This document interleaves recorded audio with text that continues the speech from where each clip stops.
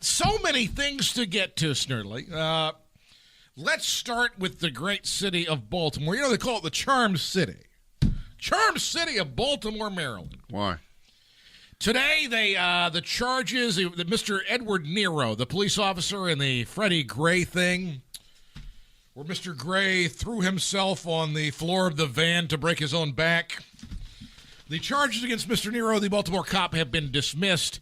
And this is the amazing thing, folks. There are no riots in the city of Baltimore. No fires, no cars are being turned over, no property being vandalized. Obama has so depressed black America that they don't even riot anymore, ladies and gentlemen.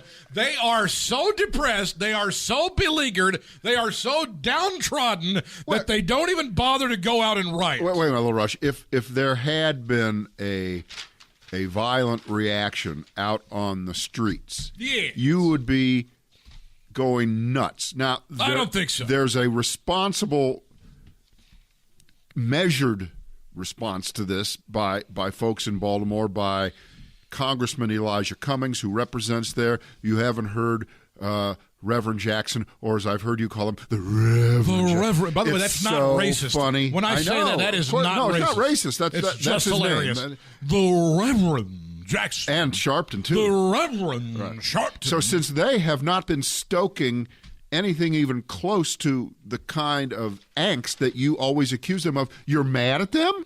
You're saying, look, I have been they've lost their will? Certainly, I have been a fan of Black America for a long time, and I just feel their spirit has just... No, being a Pittsburgh Steelers fan doesn't... Same thing. Franco Harris was kind of black.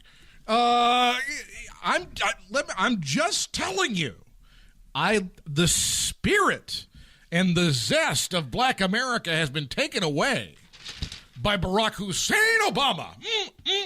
How did that work? Because you're saying that he disappointed them because they thought that the seas would part, racism would go away, they'd get free stuff, Obama phones, Obama cars. They're getting all that stuff. I mean, that's still working. Right, and he never delivered on that, so they're depressed. So now they want the great... They get lots of free shit. It's just that they thought, well, this guy's going to be really good and a good representation of us. Turns out he's a really shitty president. They're like, oh, God, this is terrible. And now they're too depressed. I'm going to tell you So they something. think the white part of Obama really ruled the black part of him. Maybe, but he disappointed. He's torn the heart and the spirit and the zest for life out of African American. Let me just say this. When Donald Trump gets back into office, you're going to see some riots like you've never seen before. Black America will be back on its toes, burning shit, turning cars over, vandalizing properties. We got to make America riot again, because that's when America was great, when black people were rioting. So as you can see now, it's not great, and black people are not rioting. So Donald Trump is going to turn this thing around, folks. That's what's going to happen. That's great, because then you can say that the Trump has made black America great again. That's exactly right. That is, remember how Motown was the sound of young America? Yeah. I'm going to tell you right now, Donald Trump is the strength of young America. How's that taste? I just kicked your ass 6 ways to Sunday. God almighty, I'm good. I got nothing. You win. Here, we're just back the Brinks truck up to the door. Would you just go ahead, iHeartMedia? $20 million. That'll be fine.